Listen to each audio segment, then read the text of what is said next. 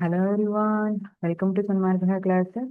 ಬಲ ಮತ್ತು ಚಲನೆಯ ನಿಯಮಗಳು ಪಾಠದ 11ನೇ ಪ್ರಶ್ನೆ. 50 ನ್ಯೂಟನ್ ಬಲವು ವಸ್ತುವನ್ನು ಚಲಿಸುತ್ತದೆ, ಇದರ ವ್ಯಾಖ್ಯಾನವೇನೆಂದರೆ? 50 ನ್ಯೂಟನ್ ಬಲವನ್ನ ನಾವು ಒಂದು ವಸ್ತುವಿನ ಮೇಲೆ ಹಾಕ್ತಾ ಇದ್ದಾಗ ಆ ವಸ್ತು ಚಲಿಸ್ಲಿಕ್ಕೆ ಪ್ರಾರಂಭವಾಗಿದೆ. ಈಗ ಇಲ್ಲಿ ಆ ವಸ್ತುವಿನ ಮೇಲೆ ಮತ್ಯಾವ ಬಲ ವರ್ತಿಸ್ತಾ ಇರ್ತದೆ? 8ನೇ ತರಗತಿಯಲ್ಲಿ ಕಲಿಸಿದ್ದೀರಿ. ಘರ್ಷಣಾ ಬಲ, ವಸ್ತುವಿನ ಮೇಲೆ ಘರ್ಷಣಾ ಬಲ ವರ್ತಿಸ್ತಾ ಇರ್ತದೆ ಅಲ್ವಾ? ಒಂದು ಬಾಕ್ಸ್ ಇದೆ ಅಥವಾ ಯಾವುದೇ ಒಂದು ವಸ್ತು ಇದೆ ಅಂದ್ರೆ ಅದ್ರ ತಳ ಮತ್ತೆ ನೆಲದ ನಡುವೆ,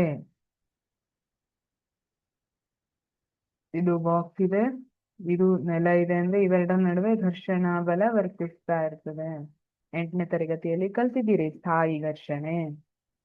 ಈಗ ಈ ಈ ಘರ್ಷಣಾ ಬಲವನ್ನ ಓವರ್ಕಮ್ ಮಾಡಿದ್ರೆ ನಾನು ಈ ವಸ್ತುವನ್ನ ತಳ್ಳಬಹುದು, ಇಲ್ಲ ಅಂದ್ರೆ ವಸ್ತು ಮೂವ್ ಆಗೋದಿಲ್ಲ. ಹಾಗಿದ್ರೆ 50 ನ್ಯೂಟನ್ ಬಲ ವಸ್ತುವನ್ನ ಚಲಿಸ್ತಾ ಇದೆ ಅಂದ್ರೆ ಘರ್ಷಣಾ ಬಲ 50 ನ್ಯೂಟನ್ ಬಲಕ್ಕಿಂತ ಜಾಸ್ತಿ ಇದೆಯಾ ಕಡಿಮೆ ಇದೆಯಾ? ಕಡಿಮೆ ಇದೆ ಅಲ್ವಾ?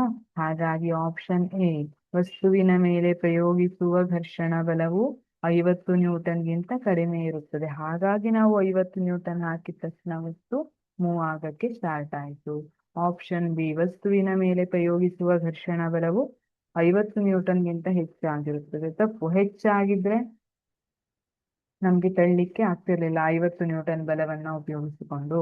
ಆಪ್ಷನ್ ಸಿ ತಪ್ಪು, ಆಪ್ಷನ್ ಡಿ ಕೂಡ ತಪ್ಪು. ಹಾಗಾಗಿ ಸರಿಯಾದ ಉತ್ತರ ಆಪ್ಷನ್ ಎ, ವಸ್ತುವಿನ ಮೇಲೆ ಪ್ರಯೋಗಿಸುವ ಘರ್ಷಣ ಬಲವು 50 ನ್ಯೂಟನ್ಗಿಂತ ಕಡಿಮೆ ಇರುತ್ತದೆ.